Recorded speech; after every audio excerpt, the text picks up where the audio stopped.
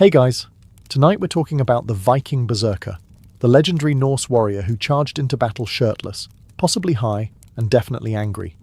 So before you get comfortable, take a moment to like the video and subscribe, but only if you genuinely enjoy what I do here. And let me know in the comments where you're tuning in from and what time it is for you. It's always fascinating to see who's joining us from around the world. Now, dim the lights, maybe turn on a fan for that soft background hum. And let's ease into tonight's journey together. Congratulations, it's a boy. A loud one. You didn't so much enter the world as blast into it, fists clenched, face red, and lungs at full capacity. The midwife says you howled for 7 uninterrupted minutes, which she claims is a local record. The village priest tried to bless you, but you bit his finger. Twice. From the start, you're not like other Viking babies. They coo. You growl, they nap, you glare at the thatched roof like it owes you silver. The family goat refuses to enter the longhouse when you're crying, which is most of the time. By the time you're crawling, you're already a menace. You've headbutted a hearthstone, bitten a sheep, and tried to fight your own shadow. Your parents are both alarmed and oddly proud. Your mother starts calling you bear cub, while your father quietly tells the neighbours you'll probably grow out of it. He says this while bandaging his shin. When other children play with carved wooden animals, you break yours in half and pretend it's a weapon.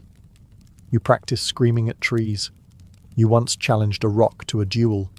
You lost, but only because your cousin tackled you mid-roar and had to be removed from your back with a wooden spoon.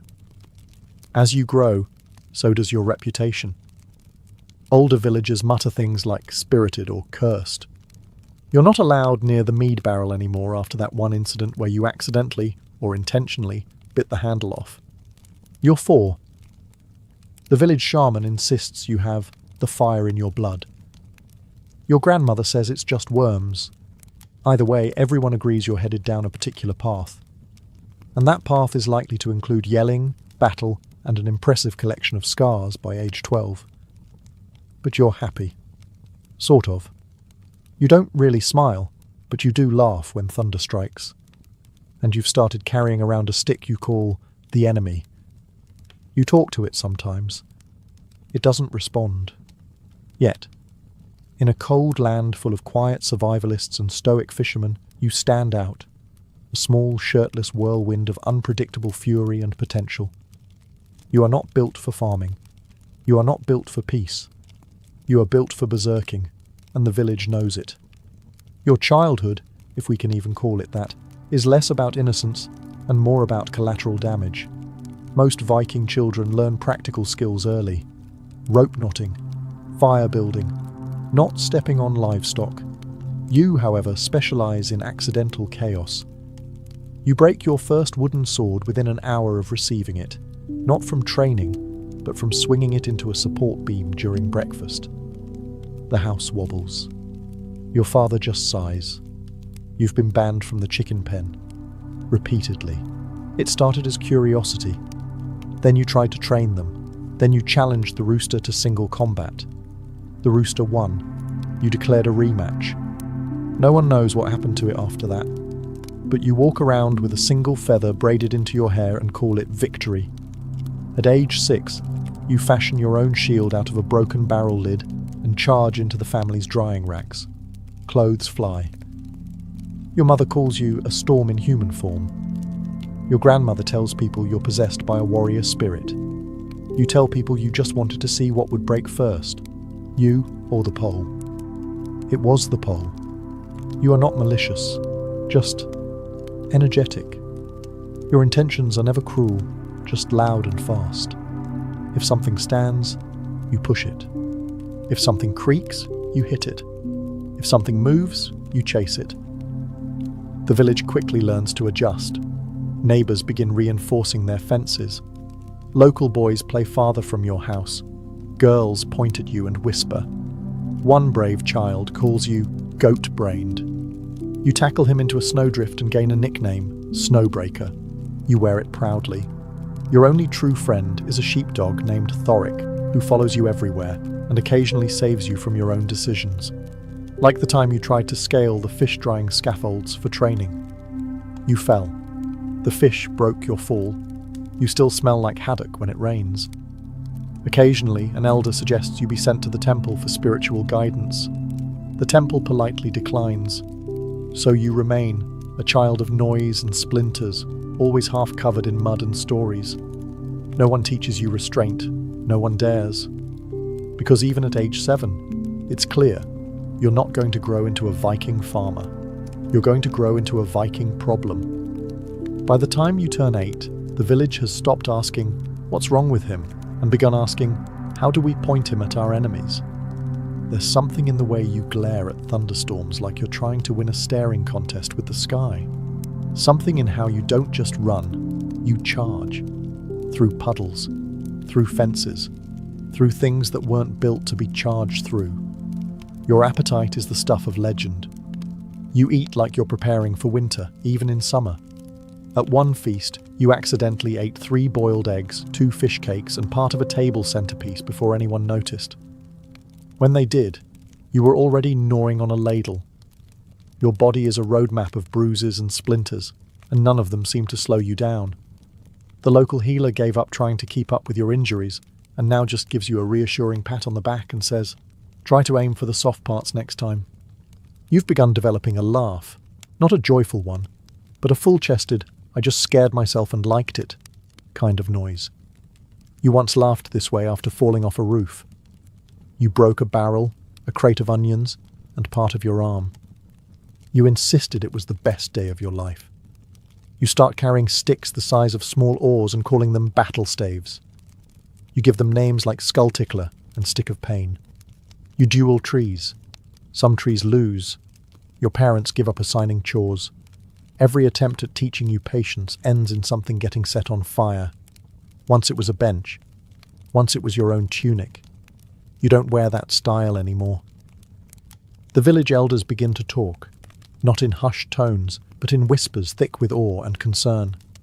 They say you might be Berserker-born, touched by Odin, or possibly just cursed by too much goat milk. Either way, you are no longer just a rambunctious child. You are something more.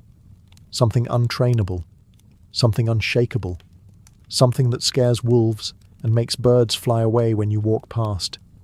You are becoming the very thing Norse mothers warn their children about, and your journey hasn't even properly started yet. At age 10, someone finally decides you should receive formal training. It's unclear who, since no one wants to actually be your trainer. Eventually, a one-eyed veteran named Gore the Limp volunteers, mostly out of boredom, or possibly revenge.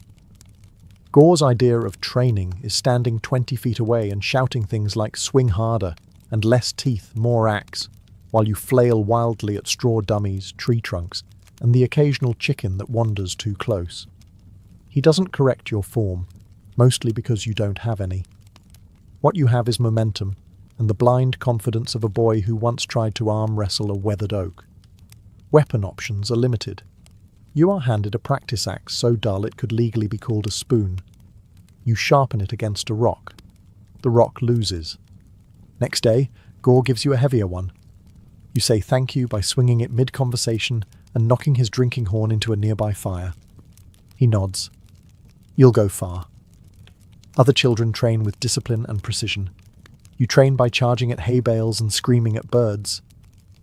You aren't so much learning swordplay as developing a deeply personal relationship with chaos. You're also introduced to wrestling, a Norse staple. The first match ends with you suplexing a boy named Egil into a puddle so hard he develops a stutter.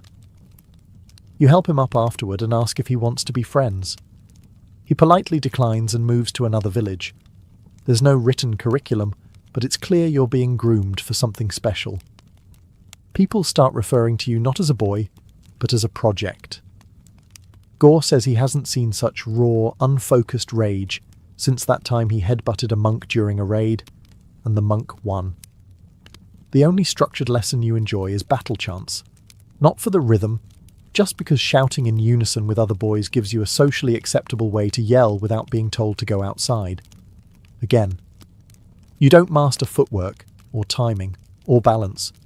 What you master is unpredictability, the kind of unpredictability that makes grown warriors instinctively step to the side when you come running, because your training, while unconventional, is working. And the next step is frenzy, and full-on berserking. At age 12, your reputation has grown larger than your actual body. You're known across 3 villages as that loud boy who headbutts things, and one farmer insists you made his scarecrow retire. It's time for a rite of passage, the bearskin ceremony, where you're officially inducted into the berserker fold. No one explains what the ceremony will involve. One morning, Gore the Limp simply grunts, hands you a bucket of goat blood and says, "You'll need this." This does not calm you, but you're excited. In a mildly unhinged, foaming at the mouth sort of way. You are brought deep into the forest, where 5 large men stand in a circle around a fire. All of them are either shirtless, scarred, or muttering to themselves. One is all 3. They nod at you in that very Viking way, emotionless but somehow threatening. The first part of the ceremony involves painting runes on your chest with the goat blood. The symbols likely mean courage, strength, or possibly, "Please don't bite me." You try not to ask questions. You also try not to sneeze. Then comes the bearskin. It is enormous, smells like it fought its own funeral, and is draped over your shoulders like a heavy, hairy prophecy. It's unclear if the bear was killed in honourable combat or just dropped dead from smelling you. Either way, it fits. As the fire crackles and the older berserkers chant in deep, unintelligible tones, probably Norse, possibly just grunting, you are handed a horn of something vaguely alcoholic, definitely spicy, and absolutely suspicious. You drink it in one go. This is a mistake. Your eyebrows briefly try to exit your face. Now you dance, not gracefully, not well, just violently, like a thunderstorm having a tantrum. You stomp, howl, and wave your arms like someone being chased by bees. This is called becoming the bear. You are encouraged not to fall into the fire. You are also not forbidden from doing so. When the ceremony ends, you are given your new name. It might be Wolf Liver, or Ulfa's Scream, or That Kid. You're too dizzy to hear clearly, but it doesn't matter. You are now officially a berserker in training. Your enemies should start worrying, because you've been given the fur, and now you're learning to growl. Now that you're a junior berserker with a bearskin that smells like wet thunder, it's time to learn one of the oldest, most sacred parts of berserker culture. Pre-battle rituals, which mostly involve mushrooms. Not the kind you eat with stew. The kind you eat if you want to question reality and roar at clouds. No one explains exactly what these mushrooms do. They just hand you a fistful and say, "Chew fast." You chew fast. They taste like moss, goat sweat, and shame. Within minutes, your vision begins to vibrate, and the fire starts speaking in riddles. Someone burps near you and it sounds like a war horn. You are ready. You are now introduced to what the elders call berserker trance. The goal is to tap into your inner beast. Yours appears to be a confused elk with boundary issues. You don't care.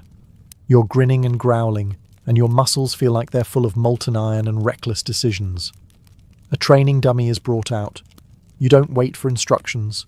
You charge, tackle it, and bite its neck. The elders are impressed. The dummy is less so. One of the older berserkers simply says, "Yup, he's got it." The mushrooms also come with drawbacks. Time starts to bend. You're not sure if you've been screaming for 10 seconds or 3 hours. You try to punch a shadow. It ducks. You accuse the ground of betrayal. Eventually, you tire yourself out mid-sprint and fall face first into a barrel of fish. The fish are fine. You smell like sadness and seawater for a week. Despite this, the ritual is considered a success. Not every berserker uses mushrooms. Some fast, some meditate, and others just rely on extreme amounts of rage and unresolved trauma. You, however, seem to thrive on the hallucinogenic option. You call it brain lightening. No one corrects you. The goal is simple, to become something more than human. Less man, more storm. The kind of force that terrifies enemies before your axe even lands. The kind of warrior that doesn't retreat. not because of courage, but because you forgot how directions work mid-frenzy. And that's what makes you special, dangerous, and honestly kind of hard to babysit. You're no longer just learning to fight, you're learning how to unleash the storm. It's finally time. No more practice, no more straw dummies, no more politely biting logs. You're about to enter your first real fight, and with it, your first full-blown berserk gang. That's the technical term for complete, glorious, screaming madness. You wake up on battle day with one clear thought: violence sounds good today. You don't eat breakfast, not because you're fasting, but because you accidentally crushed your meal with excitement. You do, however, accept the ritual mushroom snack. At this point, your stomach considers it a food group. Then comes the pre-battle dance, which is less dance and more collective shouting while hopping in place. You swing your axe around until someone reminds you that comrades are not the enemy. You grunt an apology and headbutt a helmet instead. This is considered progress. As the enemy approaches, the world begins to tunnel. You're vaguely aware of screaming. It might be yours. You grip your axe so tightly it creaks. Your eyes roll back just slightly, enough to worry everyone but impress Gore, who whispers, "He's ready." And then, frenzy. You charge, not walk, not jog, charge. Your legs forget coordination and switch to pure instinct. You leap, roar, flail, and swing with the grace of a walrus on fire, but the efficiency of a tornado with a grudge. Pain means nothing. You're grazed by an arrow and respond by biting a tree. A spear nearly gets you, and you high-kick its owner in the knee and keep moving. You tackle two men and don't stop until you forget who they were. You are every Viking's nightmare come true. This is Berserk Gang, a state where the body operates on rage, adrenaline, and very poor impulse control. Some call it divine possession, others call it psychological dissociation. You call it Tuesday. You scream until your throat is raw. You fight until your arms go numb. You are unreachable. Not even your comrades try talking to you. One gently pats you on the back with his shield to signal "we're done now." You throw a log at him. He takes it as a compliment. When the dust settles, the battle is over. You're standing, barely, covered in blood, bruises, and bits of someone's helmet. No one says anything. They just stare. You blink twice and mutter, "Good warm-up." You are now, officially, a berserker. You may have noticed something during your first few battles, namely the distinct lack of anything remotely resembling armor. While other warriors suit up in mail, helmets, and strategically placed bits of boiled leather, you walk onto the battlefield dressed in fur, spit, and optimism. If you're feeling fancy, maybe you wrap a leather strap around your wrist. For fashion, not protection, berserkers don't wear armor. Why? Because armor is for people who plan to get hit. Your strategy involves not getting hit by terrifying your enemies into running away or screaming themselves into submission. If someone actually lands a blow, that's a personal failure, and you will remember it forever and bring it up passive-aggressively at every feast. There's also the matter of freedom of movement. Armor is heavy, it clinks, it restricts your ability to flail wildly. And berserker combat is 80% flailing, 10% biting, and 10% rolling through bushes on fire. You can't do that in a helmet. Your bearskin cloak, however, is sacred. It smells like burnt ham and regret, but it matters. Some say it holds magical powers, like absorbing enemy fear or warding off steel. Mostly, it just absorbs rain and makes you look like a very angry rug. But that's the point. You're not supposed to look human. You're supposed to look like something that escaped a saga and now haunts the coastline. The lack of armor also means your body becomes the armor. You build calluses where others build shields. Your scars tell stories. Your bruises form constellations. And if you're really committed, you tattoo a wolf on your chest using ash, a sharp stick, and poor decision-making. Sure, sometimes it hurts.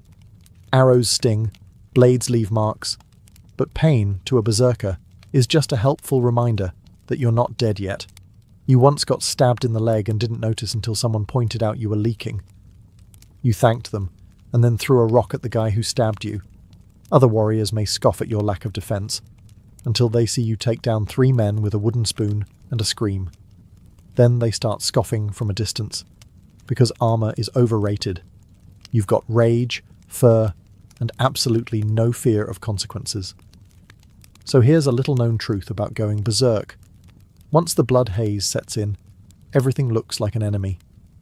You might have the best intentions. You might even go into battle thinking, "Today, I will only maim the correct people."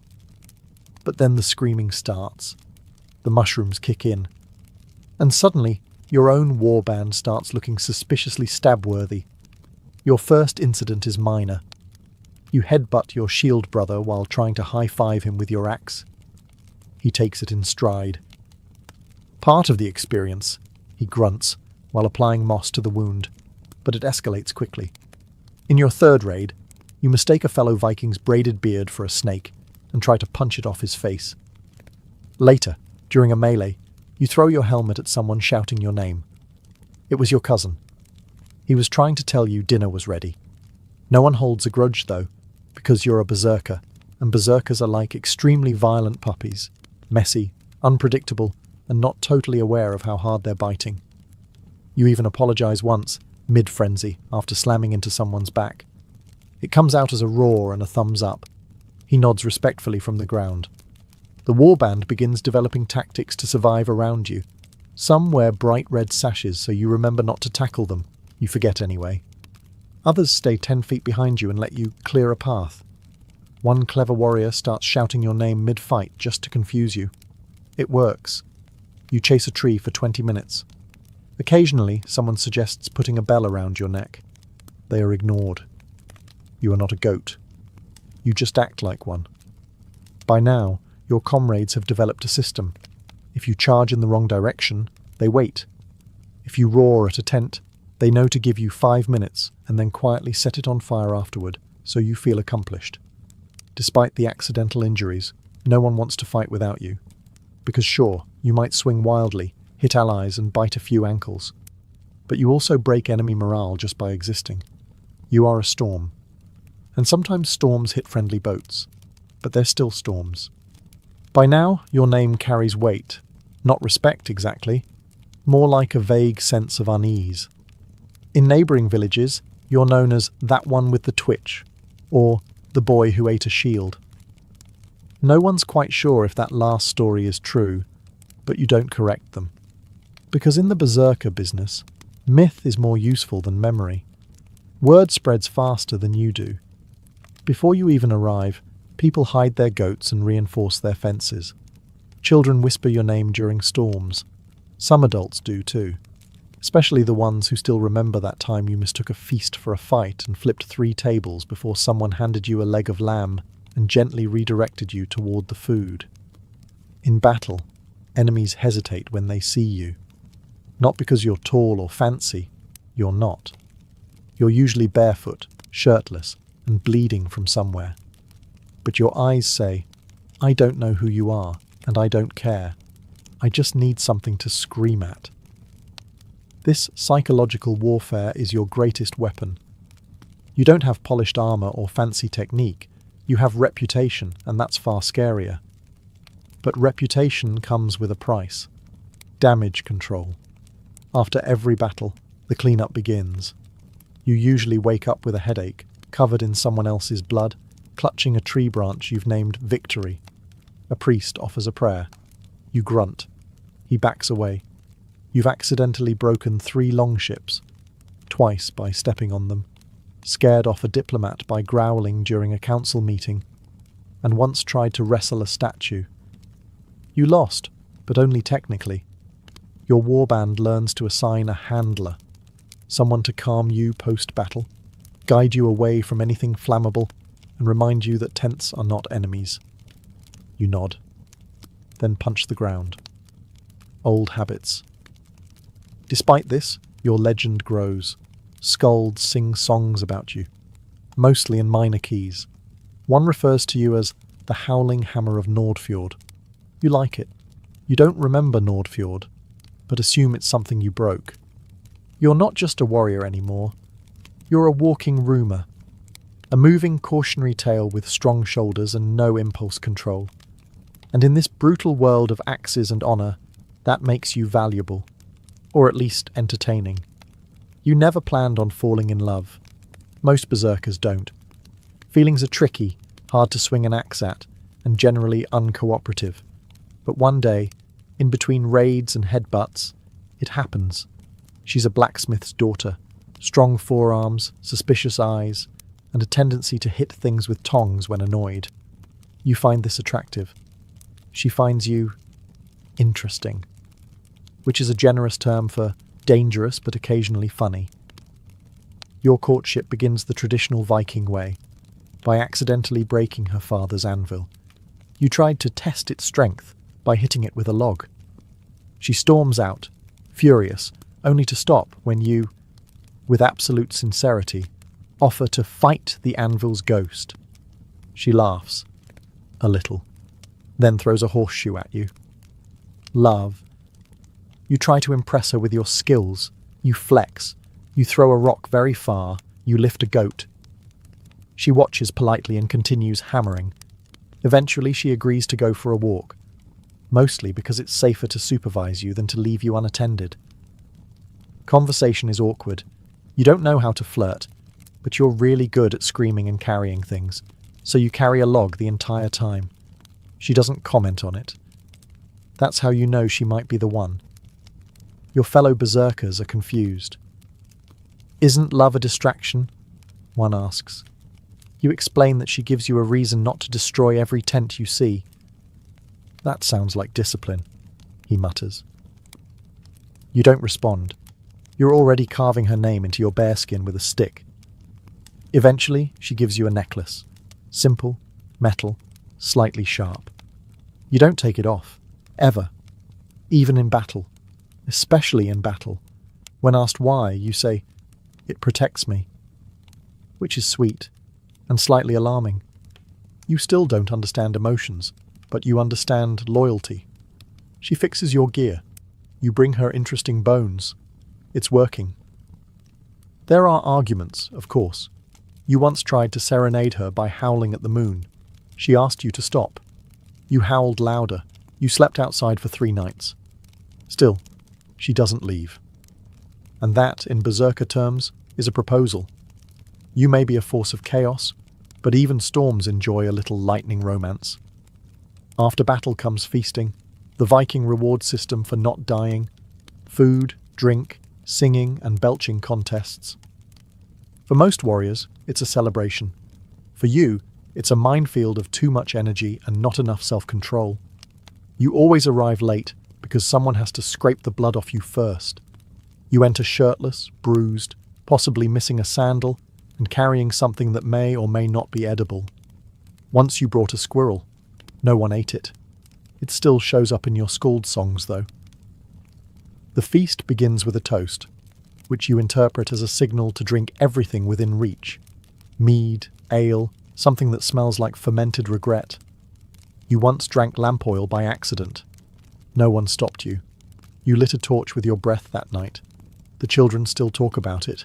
Then comes food. Bread, roasted meats, pickled everything. You approach the table like it owes you money. You don't chew so much as negotiate with your food using your face. Once you ate 5 boiled eggs in 1 minute and declared war on a cabbage. Your digestion system, however, has not caught up to your ambitions. This leads to the Great Hall incident, a night of heavy beans, loud singing, and a strategically timed battle chant that ends with the kind of noise that echoes off stone walls. You pretend nothing happened. Everyone else pretends not to have heard it. One man weeps softly into his porridge. Then there's the fighting. Because of course a room full of sleep-deprived warriors with weapons and mead is the perfect setting for emotional growth. You once started a brawl by mishearing someone say, "Pass the boar," as, "You smell like boar." You took it personally. The benches never recovered. Despite the chaos, you're always forgiven. Why? Because you entertain. You fight with passion. You eat with conviction. And your flatulence once scared a wolf away from the village. That's considered contribution. By the end of the night, you're asleep under a table, clutching a ham bone and humming a war song to yourself.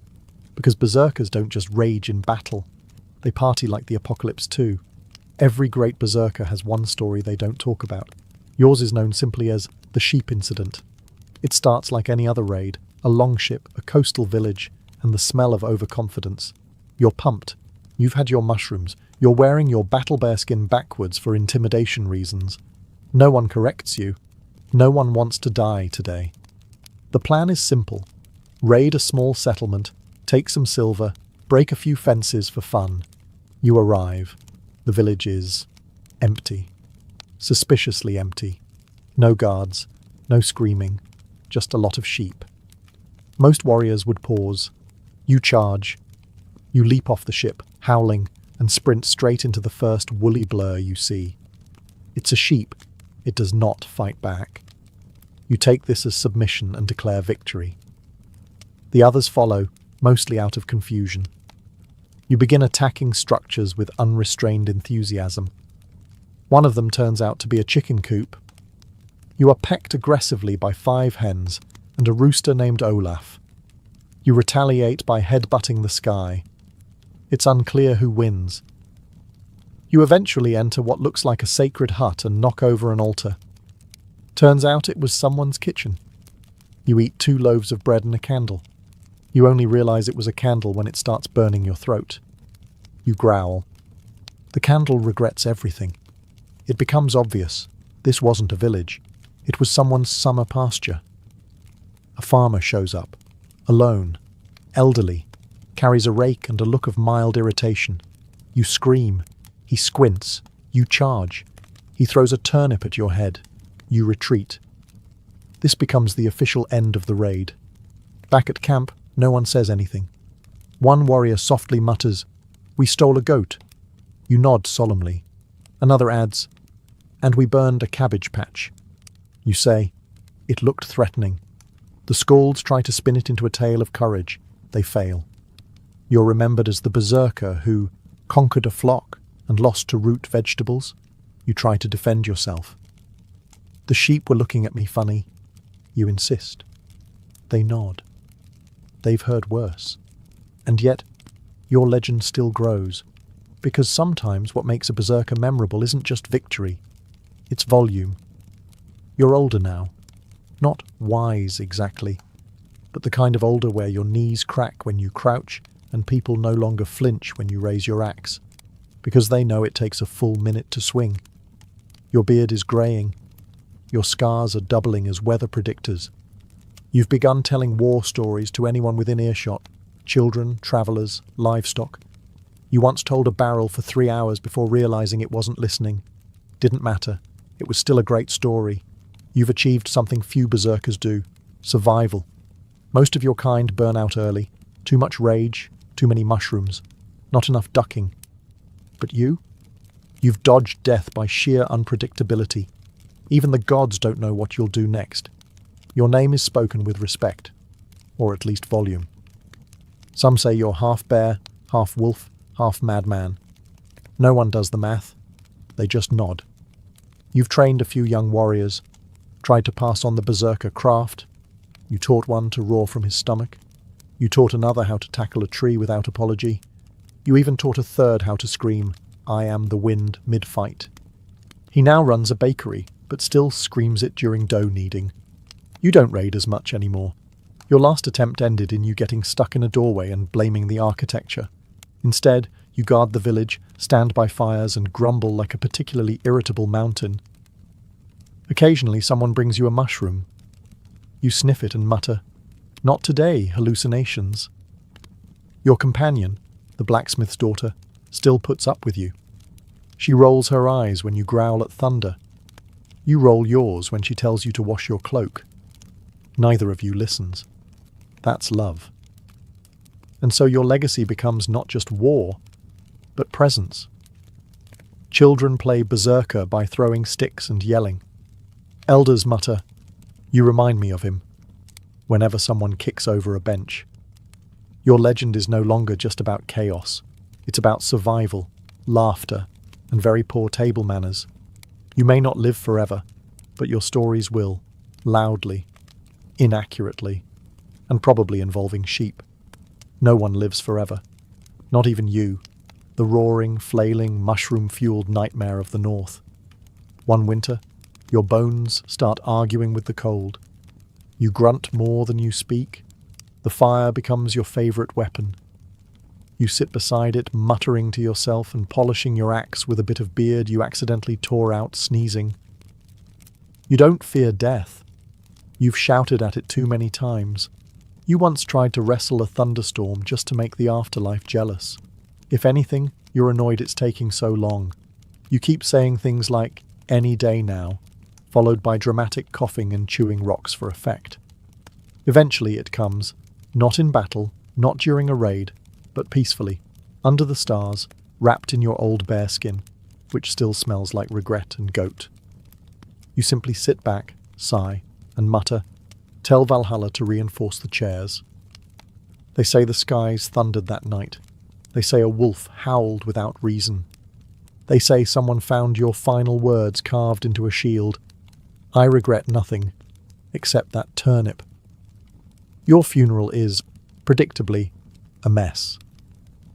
The village tries to hold a dignified ceremony. Instead, half the mourners end up brawling after someone says you once punched a cloud. A goat gets loose. The pyre catches fire too early. You would have been proud. Your warband drinks heavily. They sing songs off-key. They toss your old helmet into the fjord. It immediately sinks, like you once did, drunk, during a swimming contest with a barrel. Children reenact your life with sticks, grunts, and the occasional backflip. One of them bites a log. Everyone agrees. Your spirit lives on. The skalds write ballads. None of the details are accurate. You're credited with slaying 20 men in one swing and seducing a forest spirit. No one corrects them. History prefers entertainment over truth anyway. You're gone? Yes, but never forgotten, because you weren't just a warrior. You were a walking storm in human form, equal parts chaos and comedy. And long after the fire dies, your roar still echoes, through tales, scars, and poorly reinforced tavern walls. When you picture a Viking, your brain probably jumps to the usual clichés: blood-soaked axes, snarling beards, and maybe a little too much BO. But here's the twist. Those battle-hardened Norsemen were surprisingly obsessed with their appearance. Behind the myths of savagery, there was a culture that valued grooming, cleanliness, and a well-put-together look. That's right. Your average Viking might have been cleaner than you on a lazy Sunday. Archaeologists digging up Viking graves and settlements didn't just find swords and drinking horns. They found tweezers, razors, ear spoons, and combs. Lots and lots of combs. Not cheap ones either. These were carefully carved from bone or antler, sometimes inlaid with delicate decorations. We're not talking about utilitarian tooth scratchers. These were works of art, status symbols tucked into belts or hidden in pouches, like Viking Gucci. And they didn't stop at combs. Men and women alike owned grooming kits, often stored with the same care as weapons. That wasn't by accident. To the Vikings, personal cleanliness wasn't just hygiene, it was honor. Looking sharp meant you had self-respect. And in a society where reputation was everything, you didn't show up to a feast or a thing, their version of a town hall meeting, looking like a soggy hay bale. In fact, the line between warrior and peacock got pretty blurry. Oiled beards, braided hair, colourful tunics. These weren't side hobbies. They were statements. A well-groomed man said, "I may have just sailed for 3 days straight and decapitated a few monks, but look at this beard. Pristine." Even slaves and lower status folks had access to grooming tools. Why? Because unlike some later medieval societies, the Vikings didn't associate filth with piety or humility. Cleanliness wasn't sinful, it was sexy. If you wanted to impress a potential bride or make a power play at court, you started with a clean face and neatly combed hair. First impressions mattered. Just ask any Viking woman. Most sagas describe beauty in terms of bright eyes, shining hair, and spotless skin, not battle scars. So no, the Vikings weren't dirty brutes. They were high-maintenance, fashion-forward warriors who didn't just conquer with blades, but with style. While the rest of medieval Europe was still debating whether water was a tool of the devil or a possible source of disease, the Vikings were scrubbing themselves down like it was a national sport. Cleanliness wasn't just an occasional act, it was routine, so much so that they literally named a day after it. Lugardagr, Bath Day, which eventually gave us the word Saturday. Yes, your lazy Netflix and shower day has Viking roots. Now, bathing for the Vikings wasn't just about washing off battlefield gunk or fishing grime. It was social, spiritual, and sometimes even romantic. Families would heat water over a fire and pour it into wooden tubs. If you were wealthier, you might have your own dedicated bathhouse. If you were poor, you'd settle for a nearby stream. Either way, you were getting clean. No excuses. Soap? Oh, they had it. Made from animal fat and ash, Viking soap was tough stuff. Gritty, alkaline, and shockingly effective. It wasn't lavender-scented or gently exfoliating, but it got the job done. Some formulas were even strong enough to bleach hair, which, conveniently, many Viking men did. A blonde beard wasn't just a genetic blessing, it could also be a fashion choice. That's right, ancient Norsemen were literally bleaching their beards centuries before punk rockers thought it was edgy. But here's where it gets really fun. Their enemies hated this about them. English monks and chroniclers couldn't stand how clean the Norsemen were. They'd complain that the Vikings washed their faces every day, combed their hair regularly, and even changed their clothes. Scandalous, right? One 11th century chronicler even blamed Viking grooming habits for their success with Anglo-Saxon women. According to him, English women were completely dazzled by how fresh and fashionable their invaders looked. Not a great look for the local guys. And let's be clear, bathing wasn't just for men. Viking women were equally meticulous. Their hygiene routines likely included hair oils, skincare made from herbs or animal fats, and yes, their own sets of grooming tools. Cleanliness was communal. You bathed, you socialized, and maybe you caught the eye of that cute shield maiden across the steam. If you imagined Viking clothing as nothing more than ragged pelts, held together by fish guts and poor decisions, think again. The Vikings had style, and not just for function, but for flair. These weren't cave-dwelling savages who threw on whatever animal died closest. They carefully crafted their outfits with colour, embroidery, and layers. Lots of layers. If you walked into a Viking longhouse wearing drab beige, someone might hand you a comb and ask if everything was all right at home. Let's start with the basics. Viking men typically wore a linen or woolen tunic that extended to the thighs, paired with trousers or leggings. But it didn't stop there. Belts were a fashion staple, not just to hold things up, but to show off wealth. A richly adorned belt buckle could scream, "I'm important," just as loudly as a sword. Cloaks were common too, fastened with decorative brooches, often shaped like animals, dragons, or symbols from Norse mythology. Practical? Sure, but also an early form of Viking flexing. Now, the women. They weren't just wrapped in potato sacks either. Viking women's fashion was equally distinct. They typically wore a long underdress with a shorter overdress, held up by a pair of oval brooches at the shoulders. Hanging between the brooches, beads, charms, maybe even tiny scissors or keys. It was part utility, part jewellery, part power statement. Want to know who runs the household? Look for the woman with the most jangly accessories. And colour? Oh yes, they loved colour. Vikings dyed their clothing using natural pigments, yellows from birch leaves, reds from madder root, blues from woad. While rich, deep hues were reserved for the wealthy, even average folks sported at least some colour. A pop of blue or red on your tunic might signal good taste. or just that your wife had access to decent dye. Footwear, usually leather shoes or boots tied with toggles or laces, they were practical, often replaced, and not particularly flashy, unless, of course, you were rich, in which case you might decorate them or have them specially made. Vikings didn't just wear their culture, they wore it on their heads. From intricately braided locks to perfectly shaped beards, hair was a statement of strength, identity, and yes, sex appeal. Forget the shaggy, unkempt manes you see in gritty TV dramas.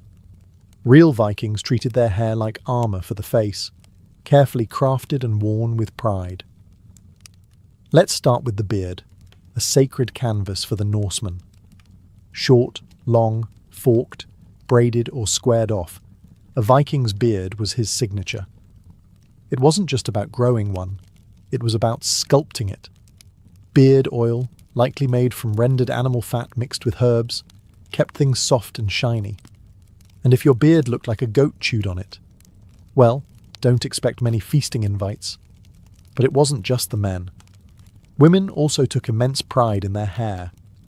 Typically, they wore it long and parted down the centre, often braided or coiled up into intricate styles.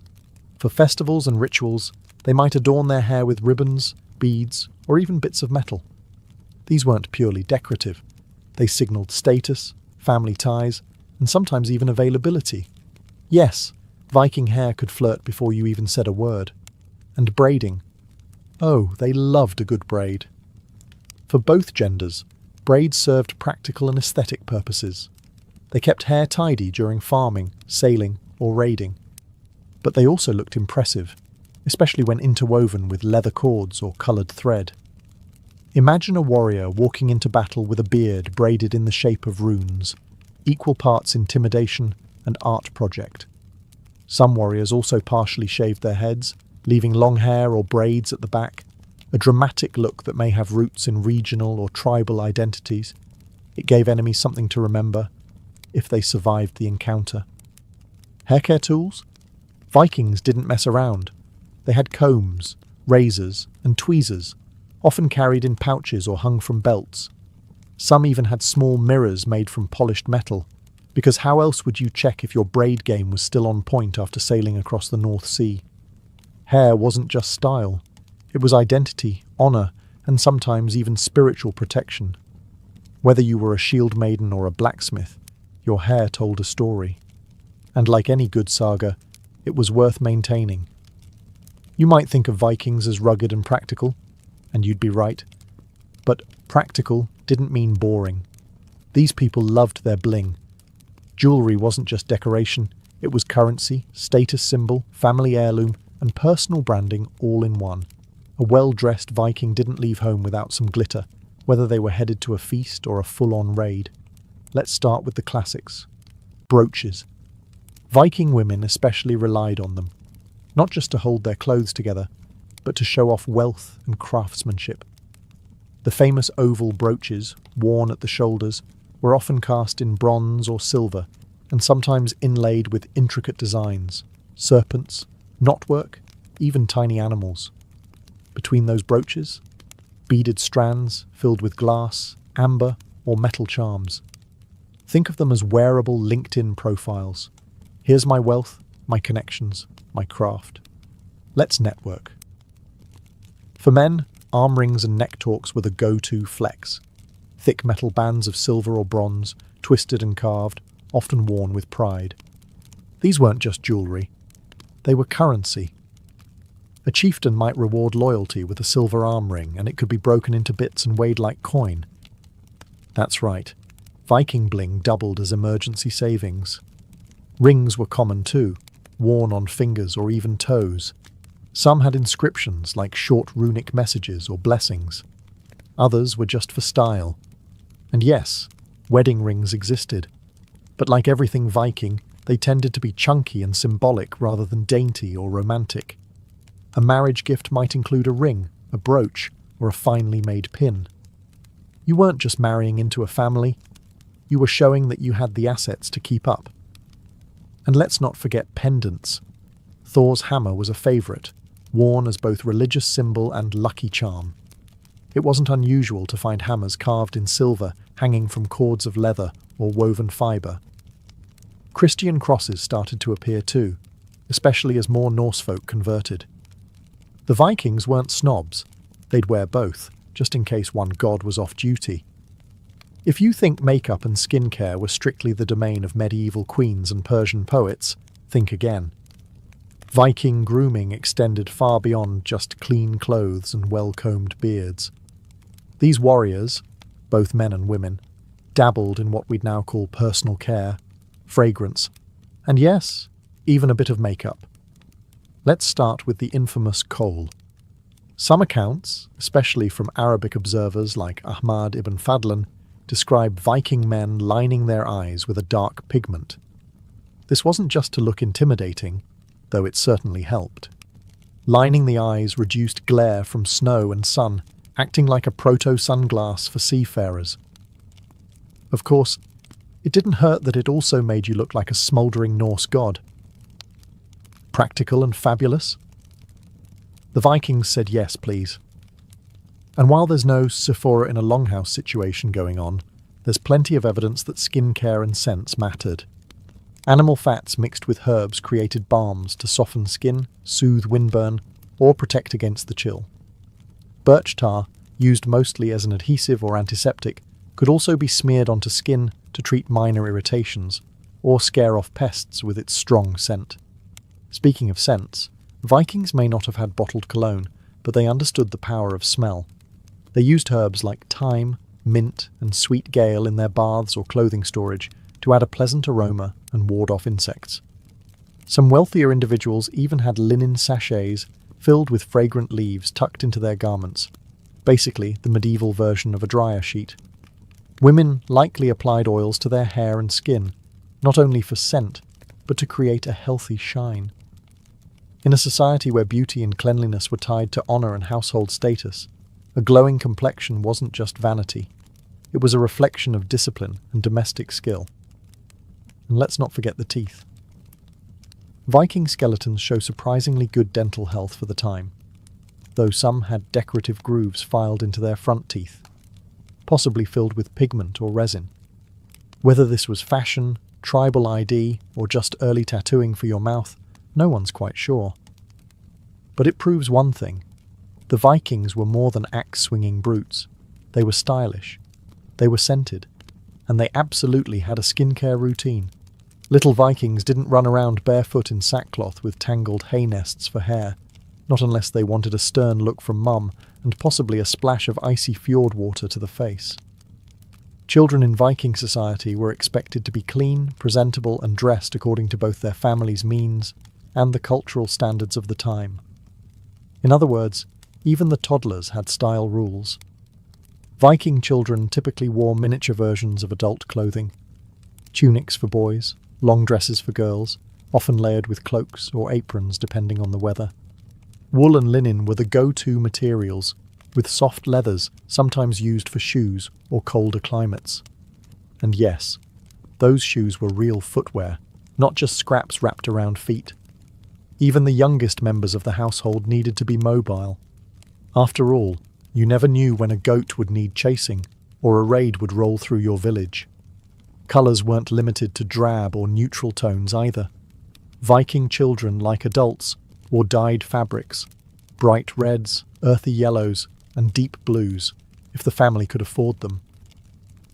Embroidery was common too, especially on festive or ceremonial garments. If your child was being presented at a thing or a family feast, you didn't send them in rags. You braided their hair, straightened their tunic, and hoped they wouldn't immediately fall in a puddle. Hair was neatly managed. Little girls often wore braids, sometimes adorned with small beads, while boys might sport shortcuts or the early beginnings of the hairstyles their fathers wore. And hygiene? Taken seriously. Just like adults, children were expected to wash regularly, especially before meals or important events. Bath day was a family affair, and skipping it wasn't an option, unless you wanted to be the stinky kid at the feast. Parents passed down grooming tools as heirlooms. A child's first comb might be a small, carved bone version of their father's. It was symbolic. You are part of this culture now. Keep your beard tidy, someday. In many ways, Viking children were raised to embody the same values as their parents: dignity, discipline, and pride in appearance. Because even at 6 years old, you were already part of a story larger than yourself, and you better look the part. It's one thing to stay clean when you're near a cozy hearth and a tub of hot water.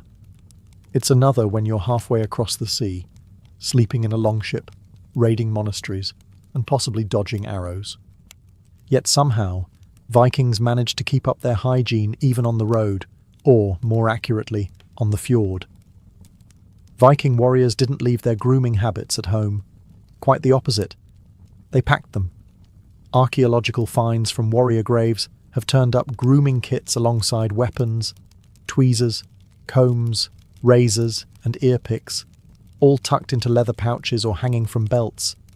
Because, after all, what's the point of conquering a village if you look like you crawled out of a bog to do it? These tools weren't decorative. They were functional, durable, and part of a warrior's identity. A twisted, greasy beard might get in the way during battle. A clean-shaven neck made helmet straps more comfortable, and nobody wanted lice. Keeping the scalp clean and the beard neat was a matter of comfort, pride, and frankly, health.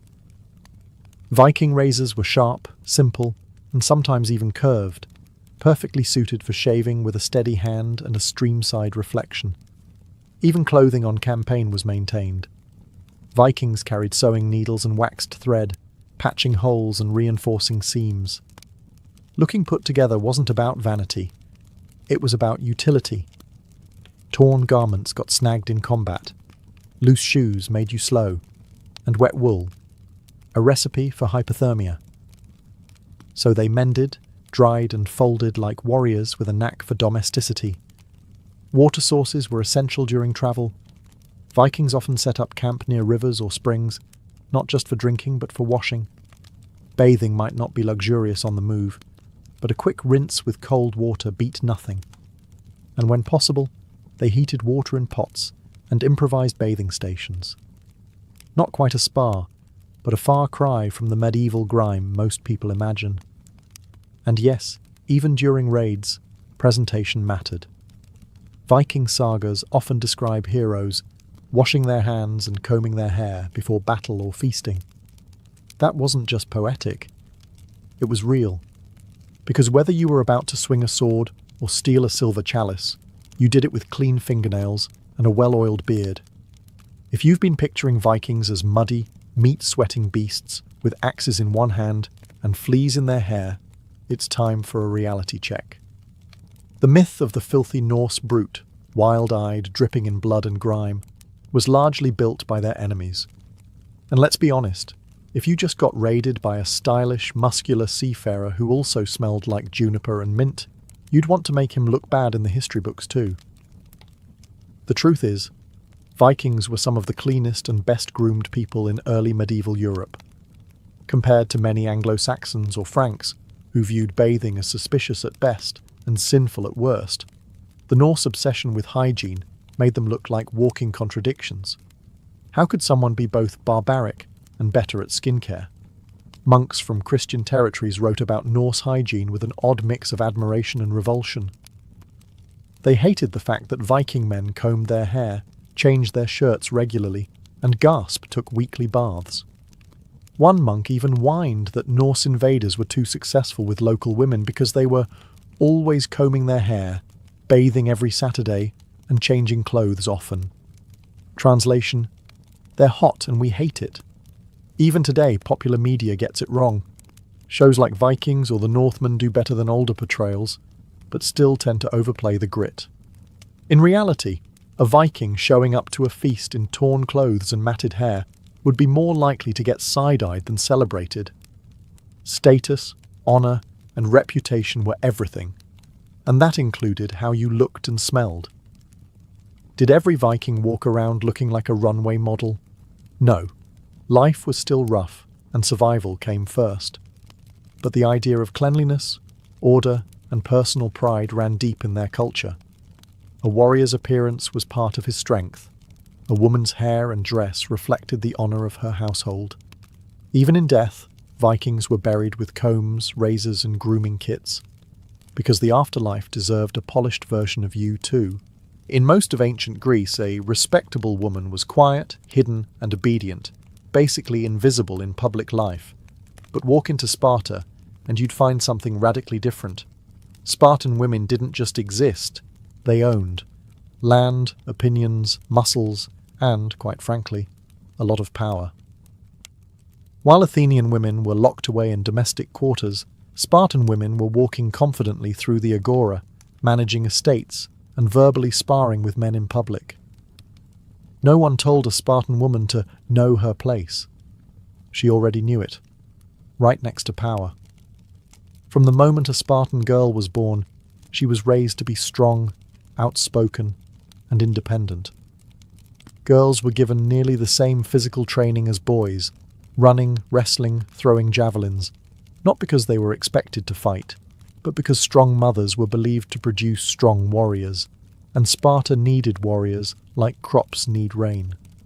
Their entire society was built around warfare, and the next generation of soldiers had to come from hardy, disciplined mothers. Unlike their Athenian counterparts, Spartan women were educated. They could read, write, and most importantly, speak. Spartan women were known for their cutting wit and sharp tongues. Many quotes survive of them delivering stone-cold one-liners to husbands, sons, and even kings. One mother, handing her son his shield, famously said, "Come back with it, or on it." That wasn't metaphorical. That was the standard. Then there was the matter of property. In Sparta, women could inherit and own land, a radical concept in the ancient world. By some estimates, Spartan women controlled up to 1/3 of all property. When the men were off dying gloriously in wars, it was the women who ran the economy, managed households, and kept things moving. They didn't just have influence, they had agency. They chose when to marry, they negotiated dowries, and they weren't confined to silence. A Spartan woman could openly challenge a decision, especially when it affected her household or her sons. If you thought arranged marriages were cold and boring, you haven't met the Spartans. In their militarized world, even romance came with strategy, and a touch of theatrical kidnapping. Spartan marriages didn't begin with candlelit dinners or swooning glances. They started with a ritual abduction. Yes, seriously. To get married in Sparta, the groom had to pretend to steal the bride. But don't let the word abduction fool you. This wasn't a crime. It was a performance, steeped in symbolism and tradition. Here's how it worked. Once a marriage was arranged, typically by the families, often with political or economic interests in mind, the groom and his friends would sneak into the bride's household and abduct her. She was taken to a secret location, where an older woman would shave her head, dress her in a man's cloak and sandals, and lay her down on a straw pallet. Now, why the androgynous makeover?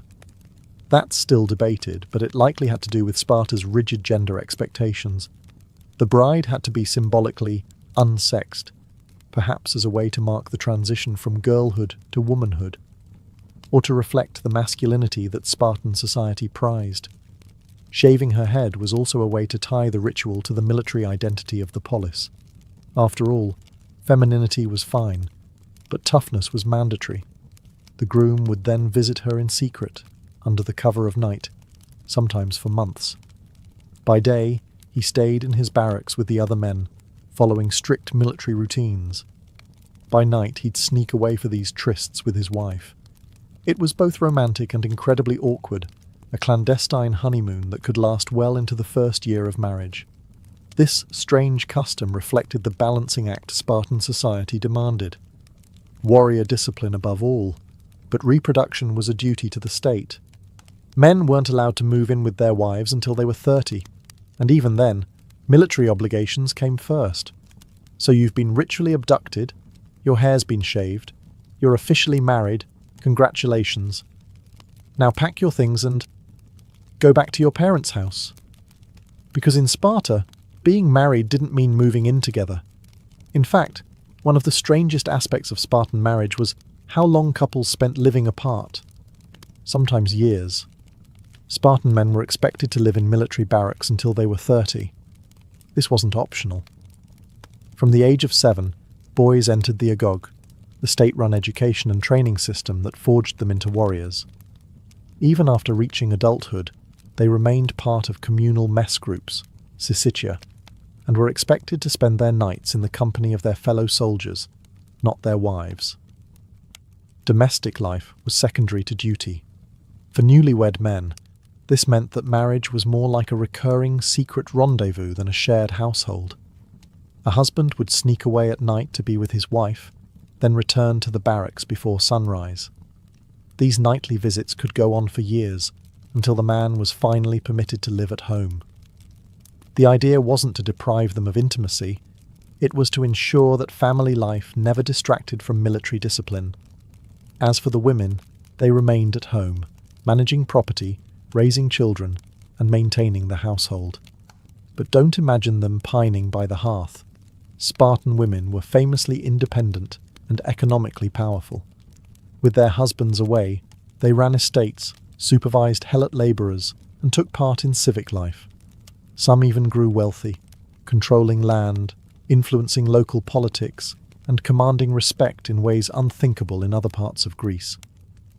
This odd arrangement didn't stop Spartans from having children. In fact, producing strong offspring was a civic duty. Some sources suggest that if a man was deemed too weak, another stronger man could be invited to father children with his wife, all with the state's blessing. The goal was not romance or personal fulfillment. It was the survival and supremacy of Sparta. In Sparta, motherhood was not a gentle affair. It was a civic mission. Spartan women weren't praised for embroidery or piety. They were celebrated for producing strong sons who could serve the state. Giving birth wasn't just personal, it was patriotic. Every child was a future warrior, or the mother of one, and the stakes were sky high. From a young age, girls were trained for this role. Not just in the household arts, but physically. Running, wrestling, discus throwing, all these exercises weren't just for sport. They were meant to ensure healthy, capable mothers who could bear robust children. A weak mother, the Spartans believed, would bear weak soldiers, and Sparta had no room for that. When a Spartan woman gave birth, her child was immediately examined by the state. If the newborn appeared frail or deformed, it could be abandoned, left at the foot of Mount Taygetus, exposed to the elements. As brutal as this sounds, it reflected the Spartan obsession with strength and survival. There was no tolerance for perceived weakness. Only the strong would be raised, trained, and eventually contribute to the warrior machine. But for women who did produce healthy sons, status was elevated. Spartan mothers held immense influence, not through politics, but through legacy. A woman who had lost multiple sons in battle might receive public honours. She wasn't pitied, she was revered. Her sacrifice was seen as noble, almost sacred. Mothers would tell their sons to return with your shield or on it, meaning come back victorious or die trying. Interestingly, women were not just baby factories. They had a say in their children's upbringing, particularly before the boys were handed over to the Agog at age 7. Until then, mothers shaped their values: pride, endurance, discipline. Girls, meanwhile, stayed with their mothers and were moulded into the next generation of Spartan women, strong, smart, and unafraid to speak their minds. Lineage also mattered. Noble Spartan women came from the warrior elite, and their family connections could impact marriage prospects and land inheritance. But regardless of class, a mother's greatest pride, and the ultimate mark of honour, was in raising a child who could serve the state. While women across much of the ancient world were treated like property, Spartan women owned property, and lots of it. In fact, by some estimates, they controlled nearly a third of all land in Sparta. That wasn't just a historical footnote. It was a seismic shift in gender norms. In a society where men were constantly away training or fighting, Women stepped into the economic driver's seat and never gave it back. This wasn't some accidental loophole. Spartan law allowed women to inherit property from both their fathers and their husbands. And since so many Spartan men died young in battle, widows were common, and often quite wealthy. But these women weren't just passive landholders. They actively managed estates, directed labourers, mainly helots, and negotiated business dealings. They were landowners, estate managers, and economic power brokers, all rolled into one. This made Spartan women extraordinarily influential. They had wealth, they had authority, and they had autonomy. They didn't need male guardians to represent them in court or public dealings like Athenian women did. A Spartan woman could act in her own name, a rare privilege in the ancient world. But with all that power came suspicion, especially from outside observers. Non-Spartan writers like Aristotle complained bitterly about how much control Spartan women had. He blamed them for the decline of Sparta, calling them unruly, indulgent, and too influential for their own good. In truth, he was probably just deeply uncomfortable with the idea of women being more economically independent than the average Athenian male. Within Sparta, however, this arrangement made sense. Men were warriors. They lived and died for the state. If they were to be absent from home for most of their lives, someone had to keep the economy running. That someone was the Spartan woman. It wasn't feminism. It was function. But the result was the same. Women who were educated, empowered, and economically self-sufficient. They didn't just marry warriors. They bankrolled them. In a culture so obsessed with discipline and warfare, you'd think beauty and fashion would be afterthoughts. But Spartan women weren't just strong. They were striking. And unlike their Athenian counterparts, they didn't hide behind veils or stay cloistered indoors. Spartan women walked boldly in public, unashamed of their bodies, their opinions, or their presence. In Sparta, beauty wasn't about softness. It was about strength, health, and pride. Spartan standards of beauty were unique. Pale skin and frailty, the hallmarks of aristocratic women in other Greek cities, were not desirable here. A tan meant you trained outdoors. Muscles meant you could run, wrestle, and bear strong children. Spartan women were admired not just for their looks, but for the power those looks represented. They didn't strive for delicacy. They radiated vitality. Their clothing reflected this attitude. While women in Athens were wrapped in layers of fabric that kept them modest and immobile, Spartan women wore the peplos, a simpler, more functional garment. But Spartan peploi were often shorter, even slit up the side, allowing for freedom of movement. This shocked the rest of Greece. To them, Spartan women seemed scandalously underdressed. But to Spartans, this practicality was just common sense. Hair was typically worn long and loose, symbolizing freedom and maturity. There's no evidence of elaborate cosmetics routines. Spartan women weren't painting their faces to please men. Beauty came from fitness, cleanliness, and confidence. It was a physical extension of their inner discipline, and they weren't confined to the shadows. Spartan women could be seen at festivals, athletic competitions, and religious ceremonies. They sang in choruses, danced in public, and even competed in their own games. This visibility was unheard of elsewhere in Greece. In Athens, a woman's honor was tied to how rarely she was seen or heard. In Sparta, a woman's reputation began with her public voice. This open presence unnerved many Greek observers. They saw boldness where Sparta saw virtue. They saw shamelessness where Sparta saw pride. But the truth was simple. Spartan women weren't ornamental. They were active citizens, commanding attention not through makeup or jewelry, but through presence, strength, and the unapologetic confidence of someone raised to be seen. If you imagine ancient women as quiet, submissive, and sweetly spoken, Spartan women will shatter that fantasy with a single cutting remark. These women were not only educated, they were famously outspoken. In a world where most women were silenced by custom or law, Spartan women were encouraged to speak their minds. And when they spoke, They didn't whisper. They roared. Unlike Athenian girls, who were usually uneducated and confined to the home, Spartan girls were schooled in both mind and body. Literacy was common. They learned poetry, music, dance, and perhaps most importantly, the art of speech. In a society where verbal sparring was nearly as respected as physical combat, Spartan women held their own, and often delivered the final blow. Historical sources are filled with quotes attributed to Spartan women that still hit like verbal daggers. When a mother was told her son had died bravely in battle, she replied, "I bore him for that very purpose." Another, upon learning her son had fled, allegedly said, "Why do you still live?"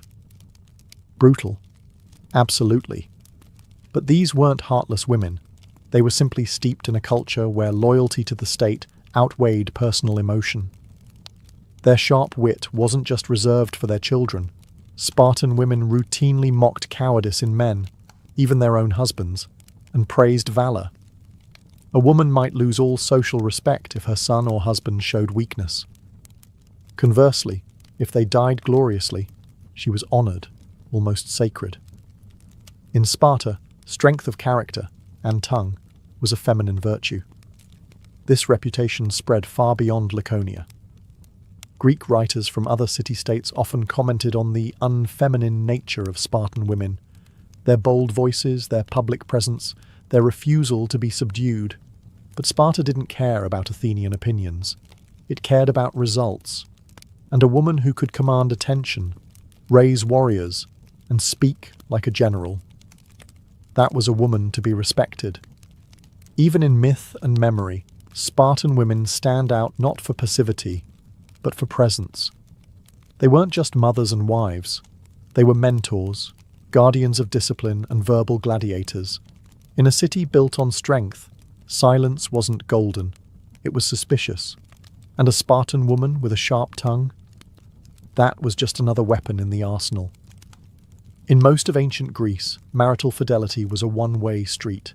Men could stray, women could not. But in Sparta, even sexual politics were unconventional. Spartan marriage didn't revolve around romantic love or monogamy. It was about biology, duty, and ensuring a steady stream of future warriors. And sometimes that meant bending, or outright breaking, the typical rules of fidelity. Spartan society was deeply pragmatic. The state's survival depended on a strong army, and a strong army required strong children. So if a husband was too old, too weak, or too frequently away on campaign, it wasn't unthinkable for a Spartan wife to be paired, temporarily or semi-officially, with another man, purely for reproductive purposes. This wasn't scandalous. It was statecraft. There are accounts of older men lending their wives to younger, fitter men to produce healthy offspring. Sometimes permission was given, sometimes it was arranged quietly. And if a woman herself identified a strong, reputable Spartan and wanted to bear his children, she could, with her husband's blessing. The key factor wasn't jealousy or morality. It was strength, lineage, and civic benefit. This has led to debates about whether Sparta practiced polyandry, one woman having multiple husbands, especially since male citizens were often away for years. While it wasn't official policy, practical arrangements like shared wives or fathering agreements did exist. But it's important to note, this wasn't about love triangles or free love. It was about breeding the best soldiers possible. And children born of these unions were fully legitimate, provided both parties were citizens. The state wasn't concerned with whose name went on a birth record. It cared about the quality of the next hoplite. Of course, this reproductive flexibility wasn't available to everyone. It was limited to full Spartan citizens, the elite Spartiates, whose declining numbers made each birth a matter of national interest. The helots and lower classes weren't afforded the same agency or choices. Still, this unique approach gave Spartan women a level of sexual autonomy unseen elsewhere in the Greek world. While Athenian women were cloistered to preserve their chastity, Spartan women were trusted, even expected, to make decisions about reproduction that aligned with the state's needs. In Sparta, your love life wasn't just personal, it was political. And babies? They weren't just blessings, they were strategic assets. Long after Sparta fell, the legend of the Spartan woman lived on. Fierce, independent, and unlike any other woman in the ancient world. While Athenian playwrights and Roman historians often reduced her to a curiosity or a warning, her legacy was much bigger than scandal or stereotype. She embodied a rare combination of discipline, authority, and respect. And for that, she has echoed through time like a spear striking bronze. In her own era, the Spartan woman was a walking contradiction. She was a landowner in a patriarchal world, a public speaker in a society that silenced women, a figure of beauty whose body was admired for strength rather than softness. She didn't hide behind a veil or await instruction. She instructed. She ran estates, raised warriors, made cutting political observations, and even directed reproductive decisions, all while operating within one of the most rigidly militarized societies ever known. She was no feminist in the modern sense. Her freedoms were granted by a brutal system built around male warfare. But within those constraints, she achieved a level of autonomy that other Greek women could only dream of. And she did it without apology. Her influence wasn't confined to her lifetime. Philosophers like Aristotle criticized her. Roman writers couldn't stop talking about her boldness. Even modern historians are captivated by her paradox. Empowered, yet born into a system that prioritized the state over the self. And yet, that's what makes her so compelling. The Spartan woman was never just a side character in her husband's story. She was the foundation of Spartan society, the one who kept the economy running, the households intact, and the warrior supply steady. She was the unsung strategist behind the spear wielders, the shield that didn't crack. In many ways, she challenges every assumption about gender in the ancient world. While most women were denied agency, the Spartan woman embodied it. And while her freedoms were carved from necessity, they became cultural cornerstones, respected, institutionalized, and even feared. Today, she remains a symbol of contradiction and defiance, not because she rejected her society's values, but because she mastered them. In a world of men, she didn't just survive, she thrived, with a blade-sharp mind, a well-run estate, and a tongue that could wound deeper than any sword. In Sparta, death wasn't a tragedy. It was a test, a final measure of whether a person had lived in service to the state. Unlike the lavish funerary customs of Athens or Egypt, Spartan death rites were stripped bare of emotion and ornament. No long public mourning, no ornate grave markers for the masses. In fact, most Spartans were buried anonymously. A nameless grave wasn't shameful, it was expected. Only two types of people were given the honor of having their names carved in stone: warriors who died in battle and women who died in childbirth. Everyone else, no matter how respected in life, was buried quietly, without commemoration. Why? Because in the eyes of Sparta, the ultimate sacrifice wasn't living well. It was dying for the state.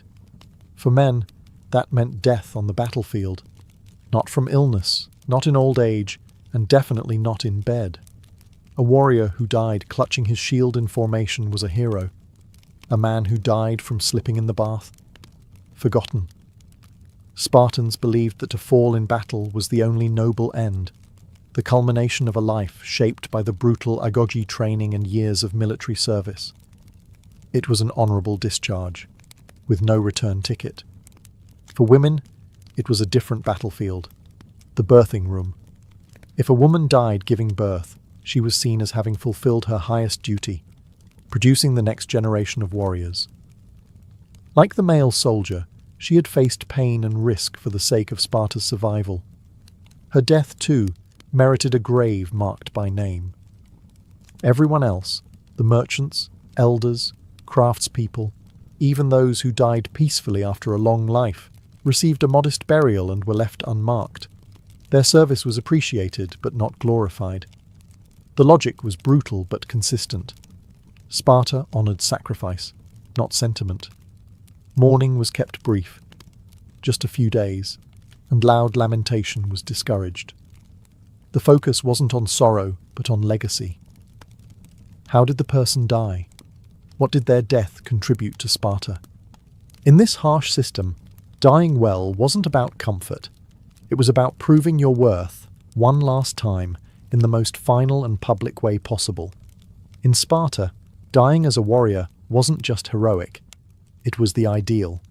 From the moment a boy entered the agog at age 7, he was trained for one singular purpose: to die gloriously, if needed, in defense of the state. And not just any kind of death would do. A warrior's death had to be public, brutal, and above all, in battle. Only then did it earn recognition. The Spartan shield wasn't just equipment. It was symbolic. To lose it in combat was the ultimate disgrace. A hoplite who dropped his sword might be forgiven, but abandon your shield, and you'd likely be banished or killed. Why? Because the shield protected not just the soldier, but the entire phalanx. Without it, you endangered everyone else. That's why Spartan mothers famously told their sons, "Come back with your shield, or on it," meaning victorious or dead. Anything else was cowardice. If a Spartan died with honor, holding the line, refusing retreat, his name was remembered. His grave was marked. His family was praised. The city itself would publicly honor him, because he had become the very image of Spartan virtue, strength, courage, and loyalty to the end. And yet, for all this glory, Spartan funerals remained minimalist. No carved sculptures, no epic poems, no parades of mourners. A simple marked grave, possibly with a name and a symbol of their rank, was enough. The legacy didn't need art. It lived in memory and reputation. What made the warrior's death so sacred wasn't personal achievement. It was sacrifice. Sparta cared little for individual glory. A man who fought well and lived was useful. A man who fought well and died was immortalized. Not for his skills, but for his service. Even in myth, Spartans honored this principle.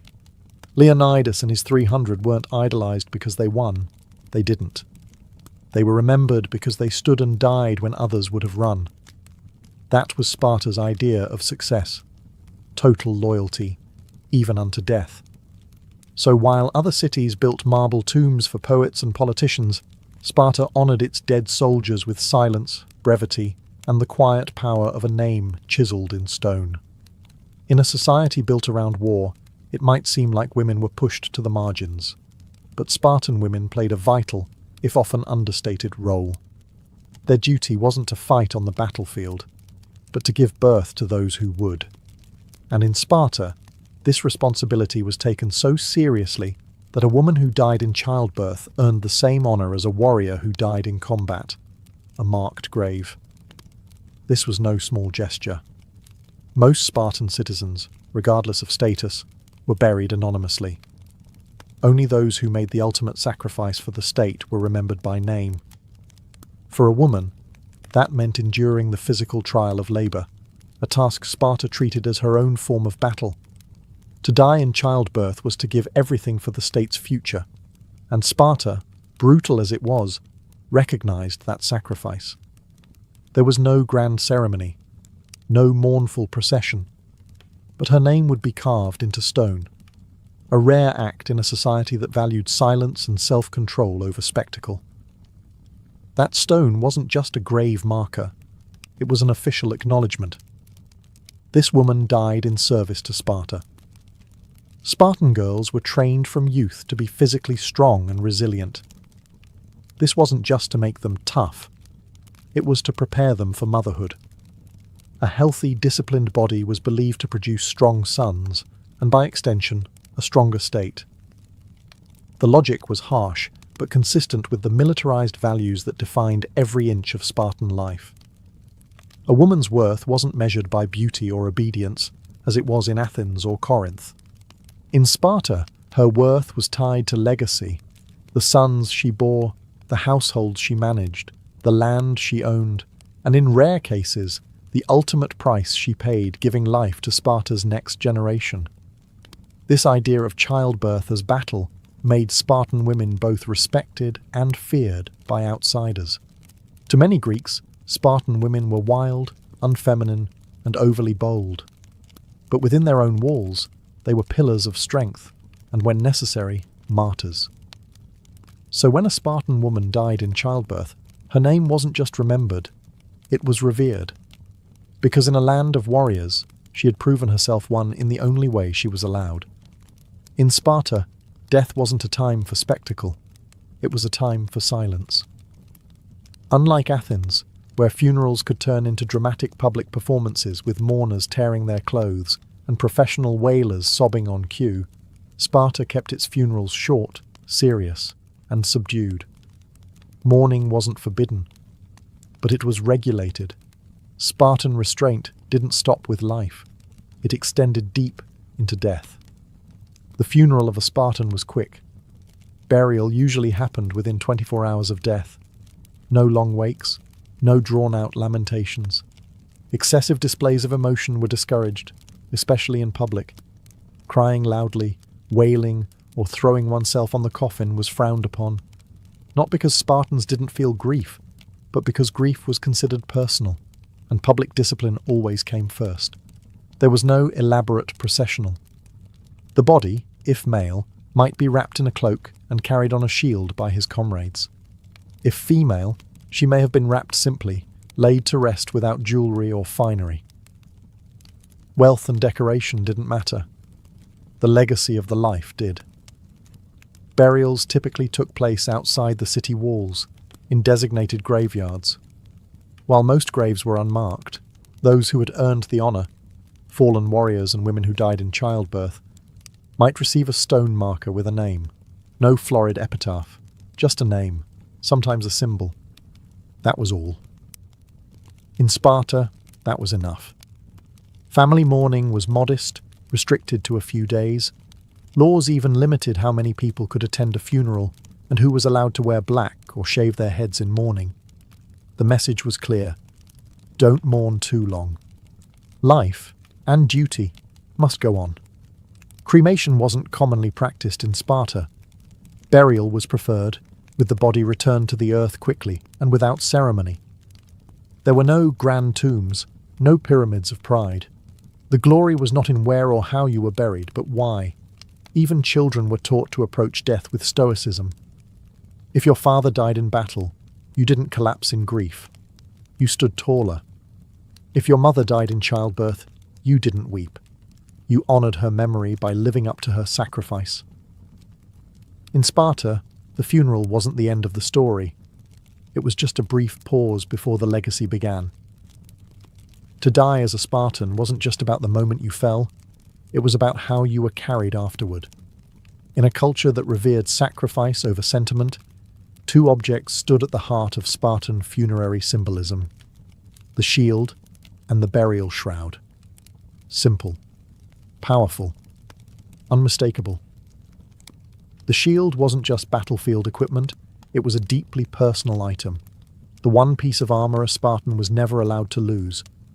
Unlike swords or spears, which could be replaced or dropped in battle, the shield protected not just the warrior, but the man standing next to him. It represented discipline, unity, and courage. To abandon it was to betray your comrades. That's why Spartans said, "With your shield or on it." It was both a battle cry and a burial instruction. When a Spartan warrior fell in battle, he was often carried home on his shield. That flat surface, now silent and bloodied, became his final bed. It was a public statement. This man did not run. This man died with honour. It was the ultimate sign that he had passed Sparta's final test. For women, the shroud was just as symbolic. Unlike the warrior's shield, the burial shroud was not public or martial. It was private, domestic. A woman who died in childbirth might be wrapped in the very cloths she had woven herself. These shrouds weren't fancy. They weren't perfumed or jewelled. But they were sacred, proof that she had completed her duty, given life to Sparta, and paid the ultimate price. No gold, no weapons, no grave goods, Spartan funerals avoided the materialistic trappings common in other parts of Greece. Even the shroud and shield were functional, not decorative. But in Spartan eyes, they said everything that needed saying. These symbols, one hard and forged in war, the other soft and spun in the home, told you exactly who the deceased had been. You didn't need a eulogy. You didn't need a statue, a man carried on his shield or a woman wrapped in her woven cloth. These were Sparta's true memorials. In most cultures, mourning is loud, emotional, and drawn out, a release of sorrow for the living and a tribute to the dead. But Sparta wasn't most cultures. In Sparta, mourning wasn't about emotion. It was about control. The death of a loved one was not an invitation to weep. It was a test, just like every other moment in Spartan life. Grief in Sparta was a private affair, strictly regulated by law and custom. Loud wailing, forbidden. Tearing your clothes, excessive. Falling to your knees in public despair?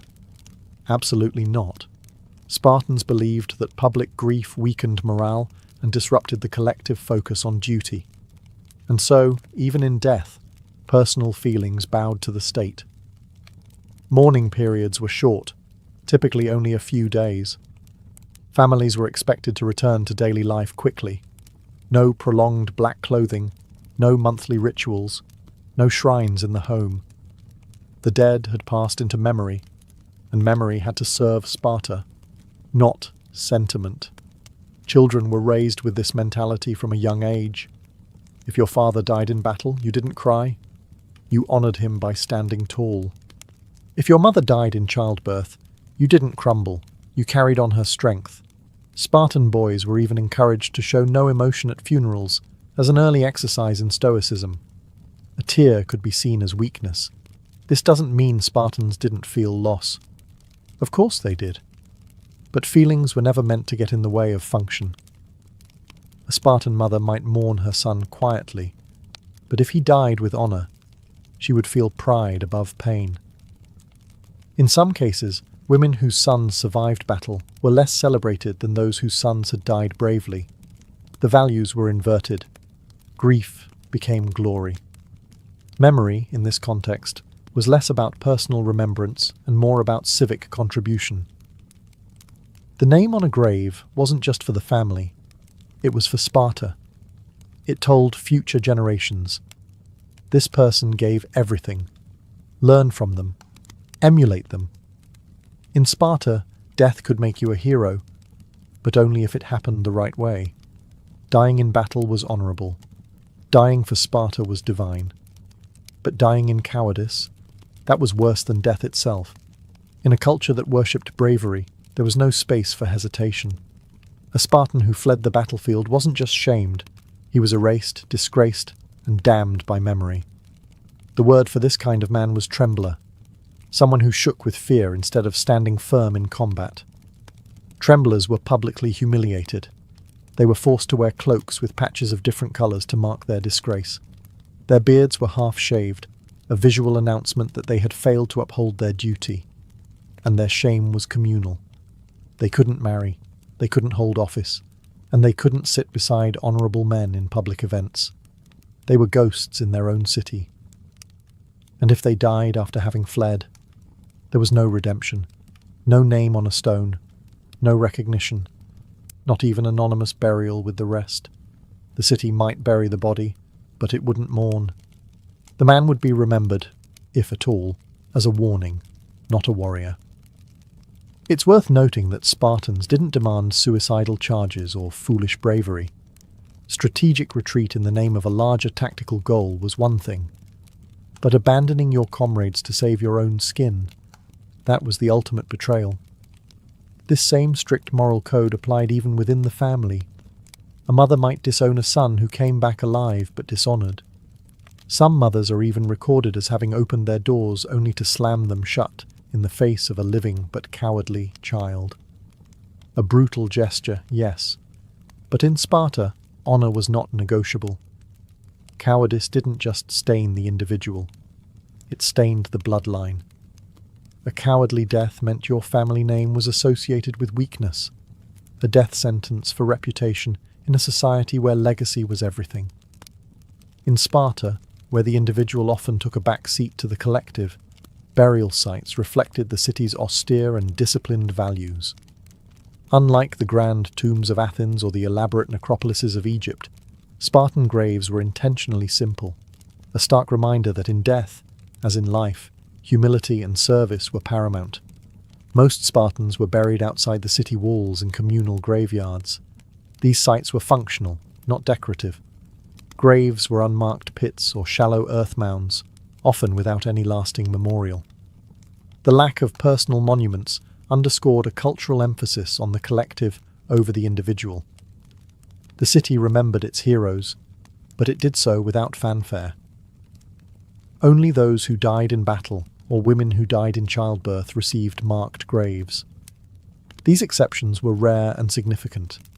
Their graves might have simple stone markers inscribed with names or symbols, serving as public recognition of sacrifice. These markers weren't ostentatious, no statues or elaborate carvings, just a name to remind future generations of the individual's contribution to the polis. Some historians suggest that Spartan burial practices were designed to avoid glorifying death itself. Unlike other cultures that celebrated the afterlife with lavish tombs, Sparta saw death as a transition. The real honor was in the life led, not the monument left behind.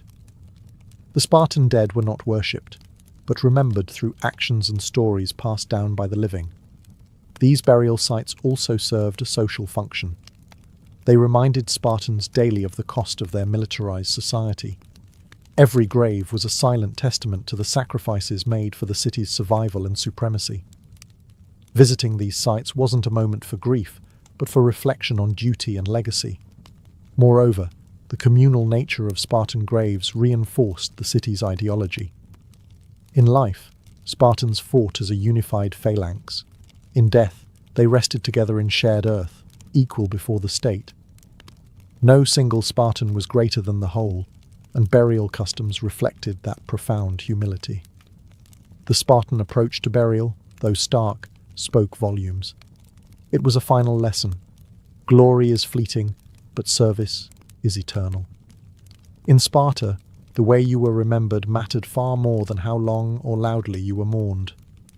Unlike many ancient cultures that celebrated elaborate funerals and erected grand monuments, Spartan society focused on legacy, the lasting impact of a person's life and death, not the ceremony surrounding it. Spartans believed that excessive mourning was a sign of weakness, both personal and collective.